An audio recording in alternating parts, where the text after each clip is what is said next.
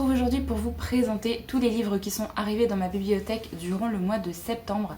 Alors c'est un book haul qui est quand même assez conséquent par rapport au dernier que j'ai pu faire. On peut se dire que c'est à cause de la rentrée littéraire, mais en fait quand je regarde les titres, il n'y a pas forcément beaucoup de livres de la rentrée littéraire quand même qui sont présents dans ce book haul. Mais voilà, il y a eu des sorties poches, il y a eu pas mal d'occasions aussi que je me suis pris là ce mois-ci. Donc je vais vous présenter ça. Avant de commencer à vous présenter les romans, je voulais vous parler un petit peu de la marque de bijoux Ouillard qui m'a contactée pour savoir si je voulais recevoir des bijoux de leur part. C'est une marque de bijoux française que j'avais vu notamment passer sur la chaîne de Sophie, donc la chaîne du café et des livres.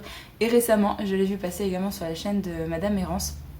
C'est une marque qui propose des bijoux en or et en argent massif qui ne s'abîment pas quand vous lavez par exemple, quand vous passez à l'eau.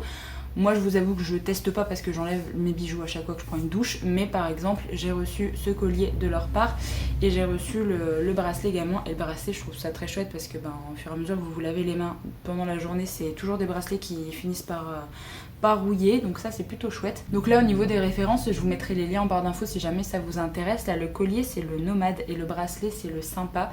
Ils ont toujours des petits noms comme ça les bijoux, donc je trouve ça assez chouette. Je trouve assez intéressant également, c'est quand vous commandez sur leur site, vous avez 50 centimes à chaque fois que vous commandez, à chaque commande qui est reversée à l'une des associations qui est présente sur leur site. Donc vous pouvez choisir quand vous passez la commande. Donc c'est plutôt chouette, je crois qu'il y a 3 associations différentes, donc vous pouvez choisir à quelle association vous allez reverser on va dire 50 centimes de votre commande. Donc ça je trouve ça assez cool de mettre ça en place. Donc je vous laisse aller voir sur leur site si jamais il y a des bijoux qui vous intéressent.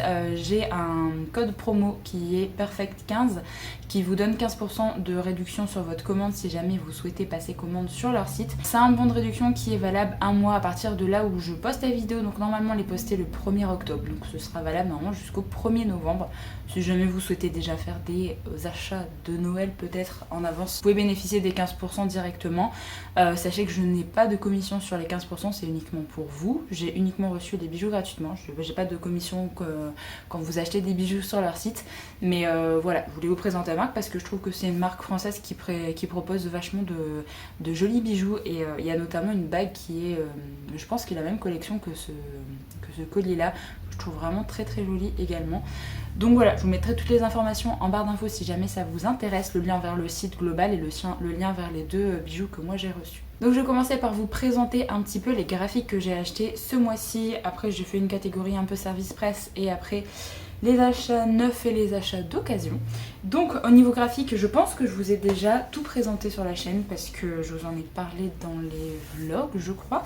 Le premier c'est le tome 4 de la saga Sasaki et Miyano, donc de Shu Haruzono qui est sorti chez les éditions Akata. J'adore cette saga, donc je continue à m'acheter les tomes dès que ça sort. Donc là c'est le tome 4 et j'adore la couverture, franchement. J'adore les couleurs, je trouve ça très très cute, donc je l'ai déjà lu forcément. J'ai lu tous les graphiques que je vais vous présenter de toute façon. Je me suis pris le tome 10 de la saga Blue Spring Ride de Iyo Sakisaka qui est sorti chez Kana. C'est une saga de shoujo que j'aime beaucoup et là il me reste que le tome 11, 12, 13 pour terminer cette saga. Donc j'ai plutôt hâte de conclure cette saga parce que j'ai envie de passer à d'autres sagas aussi de shoujo. Donc là on était un petit peu dans les tomes un peu creux. Donc je voulais continuer et là il me reste que 3 tomes, donc je vais essayer de les terminer avant la fin d'année. Comme à chaque fois, dès qu'un tome sort pour cette série, je me le procure directement. C'est le tome 16 de la saga Jujutsu Kaisen, donc de JJ Akutami, donc c'est le drame de Shibuya Fermeture. Pareil, je l'ai déjà lu, c'était vraiment très très bien. Un petit peu moins haletant que les tomes précédents je dirais, mais j'ai adoré quand même. Donc j'ai trop hâte d'avoir la suite. Encore 4 tomes de retard par rapport aux éditions japonaises, donc on a encore de quoi faire. J'ai hâte d'avoir la suite et j'ai hâte aussi d'avoir la saison 2 en animé qui tarde vraiment beaucoup à venir, donc j'espère qu'on aura des news aussi avant la fin d'année. Je me suis pris le tome 3 de la saga White Blood, donc de Limlina qui sort chez la collection Siku de Michel Lafon. C'est un manoir en couleur qui parle de vampires. J'aime beaucoup cette série, je trouve que ça évolue extrêmement bien au niveau de l'histoire. Donc je continue à acheter les tomes et vraiment j'aime beaucoup. Là en plus les couvertures sont magnifiques et il y a un petit côté soft touch sur les couvertures, donc j'aime vraiment beaucoup. Donc j'ai hâte d'avoir le tome 4 aussi. Ensuite je me suis pris le dernier tome également de Solo Leveling qui vient de paraître, donc c'est le tome 7 de Dubu et Shuwung qui sort chez Kabooks. C'est une saga de manhwa également que j'aime beaucoup, je m'achète le tome quasiment à sa sortie à chaque fois. Il me semble que le tome 8 va terminer un premier arc et on aura après à partir du tome 9, je sais pas s'ils vont appeler ça tome 9 ou s'ils vont appeler ça tome 1 avec une nouvelle... vu que c'est un nouvel arc, je sais pas du tout. Mais en tout cas, je l'ai déjà lu aussi, j'ai beaucoup aimé. Je trouve qu'on part dans une direction assez intéressante et voilà, j'ai hâte d'avoir la suite de cette saga. C'est également en couleur, hein, je vous ai pas dit. Donc voilà, je vous mettrai un petit peu les liens des vidéos où je parle de cette saga si jamais ça vous intéresse. Mais si vous aimez les jeux vidéo, si vous aimez de toute façon les manhwas en général, voilà. Tout ce qui est un peu shonen parce qu'on part un peu plus dans ce style là pour celui-là, vous allez vraiment adorer. Je passe ensuite à la pile de service presse. Alors j'ai reçu de la part de chez J'ai lu un petit thriller qui est dans l'ombre de l'autre de Fabio M. Micheli. J'aime assez la couverture, je trouve ça fait très dossier cold case en fait au niveau de la couverture je trouve. Là on est à Metz, on va suivre Lisa 18 ans qui a été violée puis étranglée. Le corps de Mélanie 24 ans est retrouvé peu de temps après, elle a subi le même sort avant de se faire défoncer le crâne à coups de cric. L'affaire est confiée au commandant Samuel Steiner, encore auréolé du succès de sa dernière enquête. Persuadé qu'il s'agit d'un duo d'assassins, Steiner est troublé par un article sur le procès de Francis Holm. Le mode opératoire des deux meurtres est identique à celui du tueur en série. L'assassin serait-il un copycat? Un ami psychologue met Steiner en relation avec Pierre-François Le Gall, le gendarme qui a mis un terme à l'escalade meurtrière de Holm en accomplissant l'exploit d'entrer dans la tête du tueur. Steiner compte bien en faire autant. Ah oui, donc c'est un roman inspiré d'un des plus terribles tueurs en série français. Voilà. Alors moi je connais pas trop l'histoire, la vraie histoire en fait, je connais pas plus que ça. Donc ça peut être très chouette d'avoir enfin très chouette, entre guillemets hein, bien sûr, d'avoir des infos en fait sur ce qui s'est passé, vu que c'est inspiré des faits réels. Donc voilà, je vous en dirai des nouvelles parce que je connais pas du tout l'auteur et j'ai pas vu d'avis je crois sur ce titre là, donc j'ai hâte de le lire. Alors ensuite je voulais tester un livre de Nora Roberts, un petit peu dans un genre policier thriller et du coup j'ai demandé Crime et Cabale. Donc c'est avec le lieutenant Eve Dallas. Alors c'est absolument pas le début de la saga, hein. Clairement c'est je sais pas combien de tomes. Mais c'est le numéro 52. Voilà. Mais c'est au niveau de l'histoire en fait, ça m'intéressait vraiment bien. Donc là au niveau du résumé, on nous dit quand la jeune sculptrice Ariel Bird est retrouvée inerte dans son atelier de West Village à New York, tout semble indiquer un crime passionnel des plus classiques. Or il ne faut pas longtemps à Eve Dallas et sa coéquipière Peabody pour constater que Gwendoline Huffman ment sur de nombreux détails. Cette femme aisée qui réside dans l'Upper East Side a signalé le crime, mais pourquoi a-t-elle mis plus d'une heure à appeler les secours après avoir découvert le corps? Cherchait-elle à dissimuler quelque chose, à masquer la vérité? Le crime s'annonce bien plus compliqué à élucider qu'il n'y paraît, d'autant que l'ordre naturel, un groupe de fanatiques semble intimement lié à cette affaire. Elle doit faire appel à tous ses alliés pour résoudre l'enquête. J'aurai très certainement pas le background de la lieutenant, mais c'est pas très grave au niveau de l'enquête, ça m'intéressait bien. Et j'avais envie de découvrir un petit peu cette autrice dans ce genre-là. Pour continuer avec les thrillers, j'ai également reçu Bélazar de Jérôme Chantreau. Pareil, je connais pas du tout l'auteur, mais au niveau du résumé, ça m'a beaucoup intriguée. On est en février 2013. Bélazar, garçon sans histoire, décède lors d'un contrôle de police. Accident, bavure ou suicide comme l'avance le rapport officiel. Passé sous silence, l'affaire tombe dans l'oubli jusqu'à ce que Jérôme Chantreau, qui fut le professeur de français du jeune homme, décide de mener l'enquête. En Bretagne, sur les lieux du drame, l'auteur se heurte à une étrange coïncidence. Les témoins s'évaporent un par un, emportant avec eux l'espoir de faire la lumière sur les faits. À ce mystère s'ajoute celui de la personnalité singulière de Bélazar. Doté d'une intelligence et d'une sensibilité hors normes, l'adolescent fasciné. Loin de croire qu'il aurait laissé derrière lui un jeu de pistes digne d'Alice au pays des merveilles. L'énigme vertigineuse hante Jérôme Chantreau pendant des mois. L'histoire de Bélazar lui fait renoncer à toutes ses certitudes, tout sauf celle de devoir écrire pour la vérité et contre l'oubli. Voilà, du coup, je pense que c'est également inspiré de faits réels. J'ai plutôt hâte de voir un petit peu comment ça se déroule au niveau de l'histoire. Il est plutôt court, celui-là, il fait que 300 pages.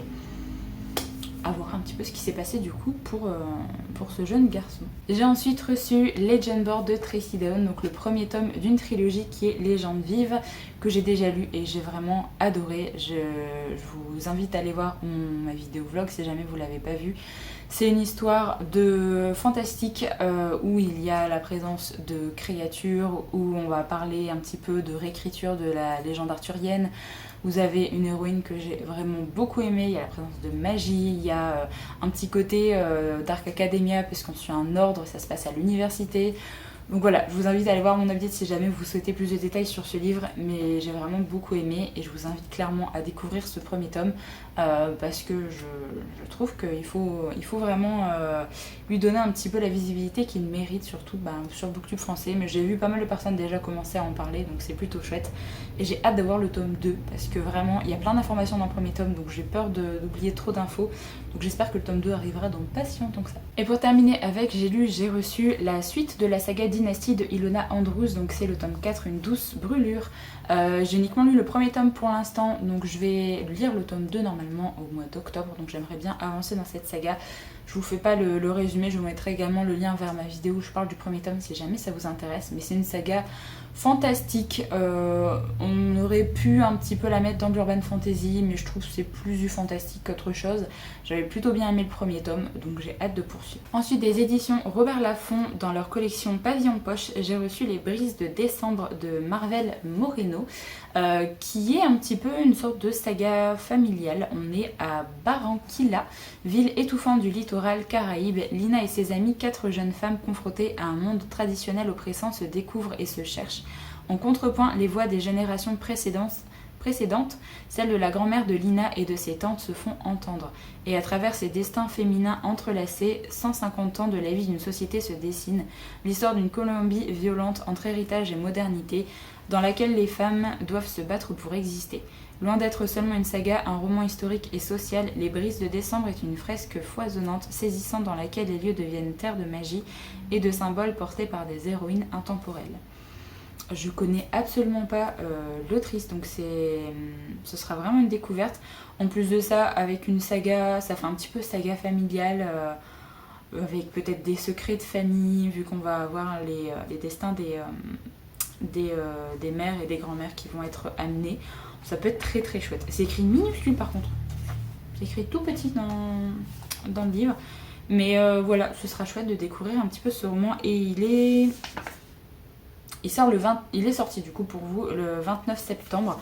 Donc voilà, si jamais ça vous intéresse, c'est un one shot, c'est pas une saga. Donc ouais, je suis plutôt curieuse de découvrir ce titre parce que ce sera une découverte de l'auteur. Et en plus de ça, tout ce qui se passe en Colombie, j'ai jamais lu d'histoire vraiment qui se passe dans ce pays. Donc je vais certainement apprendre pas mal de choses. Et ensuite, le dernier service presse que j'ai reçu, c'est des éditions de Saxus. Donc c'est le premier tome de la saga Chasseurs de Flammes. Donc c'est dans le nom de la saga, je crois, c'est les Sables d'Arawiya. Donc le premier tome, Chasseurs de Flammes, de Hafsa Faisal, qui est une saga de fantasy orientale, si je dis pas de bêtises, où on va suivre Zafira qui est la chasseuse. Elle se déguise en homme lorsqu'elle brave la forêt maudite de Lars pour nourrir son peuple. Nazir est quant à lui le prince de la mort, assassinant ceux qui sont assez stupides pour défier son tyran de père, le sultan. Si Zafira est démasquée et sa nature féminine exposée, tous ses actes seront décriés. Il en va de même pour Nasir qui serait brutalement puni par son père si celui-ci découvrait la compassion dont fait preuve son fils.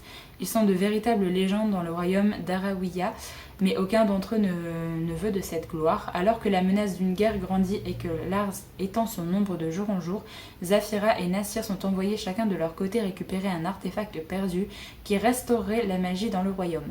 Le fils du sultan est chargé d'une mission supplémentaire, éliminer la chasseuse. Mais au cours de leurs voyages respectifs, un autre mal terrifiant semble émerger et l'objet qu'il recherche pourrait s'avérer plus dangereux qu'il ne l'imagine.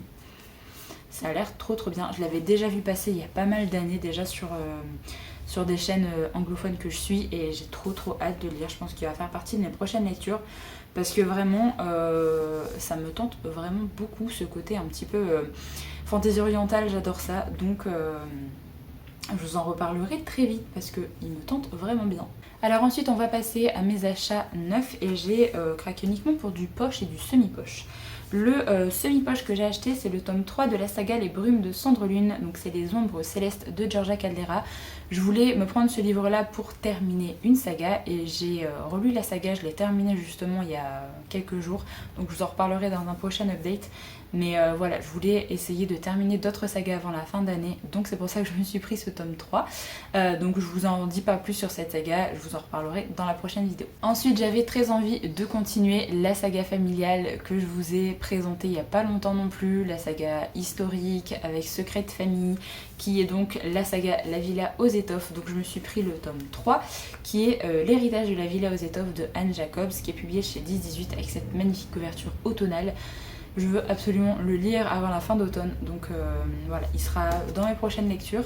Et le tome 4 qui vient de sortir justement il y a quelques semaines, je crois, chez 10-18, c'est Retour à la Villa aux étoffes, donc toujours de Anne Jacobs.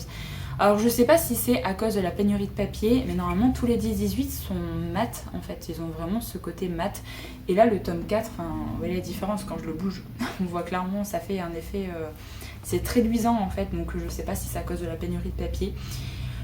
Donc bon, voilà, c'est pas exactement le même format que les autres 10-18, donc je trouve ça un peu dommage, mais je peux comprendre si jamais c'est à cause de la pénurie de papier, au moins dans le tome 4 qui est sorti. Donc j'ai hâte de continuer cette saga et voilà, le tome 5 vient de sortir en grand format il n'y a pas longtemps, donc ce sera dans quelques mois chez 10-18. Mais j'aime beaucoup, c'est vraiment une saga un petit peu doudou, un petit peu réconfortante je trouve, malgré les sujets qui sont abordés. J'aime bien les personnages et j'aime toujours bien m'y replonger, donc j'ai hâte. On reste dans un livre un petit peu historique et je me suis pris Là où brillent les étoiles de Nadia Hachimi qui est sorti chez Hauteville. Ça fait un moment que je voulais découvrir ce titre-là et je sais plus s'il est sorti récemment ou pas en poche, mais en tout cas c'est la première fois que je le voyais en librairie. La couverture est magnifique, franchement elle est toute brillante, sur les côtés aussi, enfin voilà, j'aime beaucoup la couverture. Là on est à Kaboul en 1978, on va suivre Sitara 10 ans qui mène une vie heureuse avec sa famille au palais. Un soir elle quitte sa chambre sur la pointe des pieds pour regarder les étoiles. Cette nuit-là c'est le coup d'état, aucun des siens n'y survivra. Si elle a la vie sauve, c'est grâce aux étoiles. N'étant plus en sécurité nulle part, l'orpheline est confiée aux soins de deux femmes dévouées et trouve refuge aux États-Unis. Des années après son exil, le passé revient frapper à la porte, ne lui laissant d'autre choix que de retourner en Afghanistan. Donc voilà, j'ai vraiment hâte de lire ce livre-là, j'avais vu de très bons avis et je n'ai jamais lu de livre de cette autrice, donc ce sera l'occasion de la découvrir aussi. Et enfin le dernier livre acheté neuf avant de passer au livre d'occasion, je vous avais dit que le book haul était assez grand, c'est un autre livre de poche d'une auteure de contemporain romance que j'adore, c'est Disgrâce de Brittany Setcheri. Donc techniquement il me semble que ça fait partie de la duologie avec Behind the Bars. Il me semble que sur Goodreads c'est ça en fait, c'est marqué un petit peu comme un tome compagnon, donc je sais pas si on va retrouver quelques personnages ou pas, mais j'ai très hâte de lire ce livre là. Je sais pas du tout de quoi ça parle, donc je vais découvrir avec vous le résumé. Après 15 années de vie commune, mon mari m'a quittée pour une autre. Je ne voyais pas comment exister sans lui à mes côtés, tout ce que je voulais c'était qu'il me revienne. C'est alors que Jackson est apparu sur ma route. Il n'était pas censé être autre chose qu'un fleur d'été, qu'un moyen de me changer les idées. Nous étions parfaits l'un pour l'autre car nous savions que notre histoire ne durerait pas. Jackson n'est pas un adepte de l'engagement et j'avais cessé de croire à l'amour. Tout allait bien jusqu'à ce fameux soir où mon cœur a sauté un battement. Je n'étais pas préparée à ce qu'il me fasse rire, ni réfléchir, ni qu'il fasse disparaître ma tristesse. Quand vient le temps de nous séparer, je priais pour qu'il me sourie encore une fois, qu'il m'embrasse encore une fois, qu'il me fasse rire encore une fois, qu'il me touche encore une fois. Je priais pour qu'il soit à moi, même si je savais que son cœur n'était pas fait pour l'amour. Voilà, moi je fais absolument confiance à Brittany Setcheri pour me sortir un livre poignant, donc j'ai très hâte de le lire et j'espère que ce sera parmi mes prochaines lectures. Alors au niveau des achats d'occasion, il y a une saga, donc je la présenterai après, et sinon il y a 3 titres. 2 titres poche et un titre grand format. Je vais commencer par le grand format parce que c'est la même autrice. J'ai trouvé un titre de Brittany Setcheri. Donc tous les livres là c'est à ma bouquinerie que je les ai achetés. Donc là c'est La Force de Renaître qui vient justement de sortir en poche aussi si jamais ça vous intéresse. Donc c'est sorti chez Hugo Roman. Là pareil, je ne sais pas de quoi ça parle mais je fais confiance à l'auteur. C'est Colleen Hoover, Brittany Setcheri, c'est des autrices vraiment j'achète les yeux fermés. Je veux pas trop savoir de quoi ça parle avant de les acheter parce que voilà, je fais confiance à ces conteuses d'histoires. Là, du coup, on nous dit: je sais que je devrais garder mes distances avec Ian Parker, mais quand mon dealer de beau-père m'a mise à la porte, je n'avais nulle part où aller. Squatter une cabane abandonnée sur la ferme du grand-père de Ian est un plan qui en vaut un autre. Mais Ian m'y a trouvé bien sûr et il insiste pour que je vienne m'installer dans la chambre d'amis.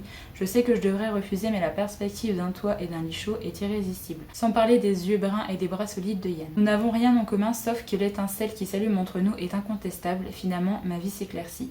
Jusqu'à ce que je dénonce mon beau-père au flic et provoque involontairement l'arrestation de ma mère qui est enceinte. Maintenant, je dois sacrifier mes rêves pour m'occuper du bébé de ma mère. Elle est la seule famille qui me reste. Alors que le groupe de rock de Ian décolle et que ses rêves à lui commencent à se réaliser. Ian est ma seule chance de connaître l'amour. J'espère seulement qu'il ne deviendra pas la seule chance qui m'aura échappé. Voilà, j'ai très hâte de le lire parce que Brittany c'est Cherry. Voilà, tout simplement. Et ensuite, j'ai trouvé un Clarisse Sabar en format poche. Donc c'est Le Jardin de l'Oubli qui est sorti chez Charleston Poche. C'est une autrice que j'adore. J'essaye de découvrir ses titres au fur et à mesure.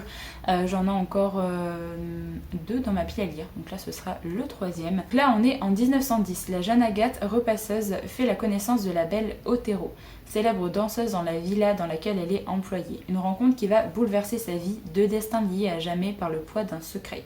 Un siècle plus tard, Faustine, journaliste, qui se remet tout juste d'une dépression, se rend dans l'arrière-pays niçois afin d'écrire un article sur la belle époque. La grand-tante va lui révéler l'histoire d'Agathe, leur aïeule hors du commun. En plongeant dans les secrets de sa famille, la jeune femme va remettre en question son avenir et la présence du ténébreux mais très secret Sébastien y est également pour quelque chose. Voilà, je fais confiance à l'autrice pour avoir une très très chouette histoire. J'adore, je trouve qu'elle est vraiment très douée pour faire des doubles temporalités, donc clairement... Voilà, encore un nouveau titre d'elle dans ma pile à lire. Mais j'avais tellement aimé Les Lettres de Rose que du coup je fais confiance également à l'autrice pour ses autres titres. Et ensuite l'autre poche que je me suis achetée, alors je connais absolument pas. C'est La plus cool des libraires de Abby Wexman qui est sortie chez Hauteville. Je connais pas, mais au niveau de la couverture, elle était toute brillante, toute jolie. Ça a l'air d'être un contemporain assez feel good.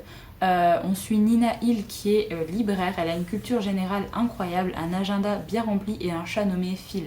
Que désirer de plus? Quand on lui rappelle qu'il n'y a pas que les livres dans la vie, elle hausse les épaules et se plonge dans un nouveau roman. Quand Nina apprend la mort du père qu'elle n'a jamais connu, elle découvre aussi l'existence de nombreux frères et sœurs exubérants à souhait qui veulent à tout prix la rencontrer. Mais pour cette libraire introvertie, parler à des inconnus, c'est le bout du monde.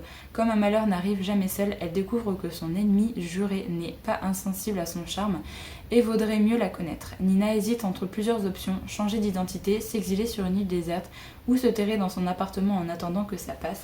Le moment n'est-il pas venu de sortir de sa coquille? Ce roman sur l'affirmation de soi vous fera passer du rire aux larmes. Voilà. Donc ça peut être très chouette, ça peut être très feel good, assez drôle. Donc en plus il y a des petits, il y a des petites choses comme ça. Voilà. Donc des sortes de planning, de to-do list. Ça peut être très chouette, franchement. J'ai pas vu d'avis dessus, mais j'aime beaucoup la couverture en tout cas. Récemment, j'ai lu un titre des 2 auteurs, Christina Lauren, et j'avais très envie de continuer à découvrir un petit peu ce qu'elles pouvaient faire. Et j'ai trouvé leur grosse saga. Je crois que c'est l'une des premières sagas qu'elles ont écrites ensemble, à ma bouquinerie aussi. Donc je me suis trouvé quasiment tous les tomes de la saga Beautiful. Donc avec les tomes plus les tomes un petit peu entre deux, on va dire les hors-série. Donc il y a le premier tome avec Beautiful Bastard, donc de Christina Lauren, qui sort chez Hugo Roman. On a le tome 1.5 je crois avec Beautiful Beach. Donc le tome 2 je l'ai pas trouvé, mais j'ai trouvé la nouvelle après qui est le tome 2.5, donc c'est Beautiful Sex Bomb. J'ai trouvé le tome 3 avec Beautiful Player. Et ensuite il y a 2 nouvelles entre le tome 3 et le tome 4, donc il y a le tome 3.5 avec Beautiful Beginning et le tome 3.6 Beautiful Beloved. Donc c'est vraiment des très courts nouvelles à chaque fois. Là celui-là il fait 109 pages, celui-là 150 on va dire, donc voilà. Le tome 4 du coup, Beautiful Secret, voilà, et le tome 4.5, Beautiful Boss, voilà. J'ai envie de découvrir un peu plus de titres sur ces autrices. Il y a d'autres titres aussi qui me font envie, des one-shots notamment. Je sais que cette saga c'est plus vraiment de la new romance que leurs autres titres qui sont plus contemporains avec un peu de romance, donc on verra bien ce que ça donne. J'avais très envie de continuer à découvrir ce duo d'autrices parce que j'avais beaucoup aimé... C'était quoi le titre? My Favorite Half Night Stand, que j'ai lu récemment. Et du coup, voilà. Quand je commence à découvrir des auteurs ou des autrices forcément que j'aime bien, ça fait passer vraiment un chouette moment. J'ai envie de découvrir davantage de choses. Donc voilà, j'ai hâte de lire ce livre-là. Et comme en ce moment, j'ai bien envie de me remettre un petit peu à la romance, ben voilà. Donc voilà, c'en est terminé pour ce book haul. Comme je vous l'ai dit, il était assez conséquent parce que j'ai trouvé pas mal de titres, notamment en occasion. N'hésitez pas à me donner votre avis si jamais vous avez lu un des romans que je vous ai présenté. Je vous mettrai du coup les liens pour les bijoux de la marque Ouillard en barre d'infos si jamais ça vous intéresse, et également le code promo qui restera du coup pendant tout le mois d'octobre. Je vous remercie d'avoir regardé la vidéo jusqu'au bout, j'espère qu'elle vous a plu. Moi je vous retrouve très bientôt pour une prochaine, donc en attendant, prenez soin de vous.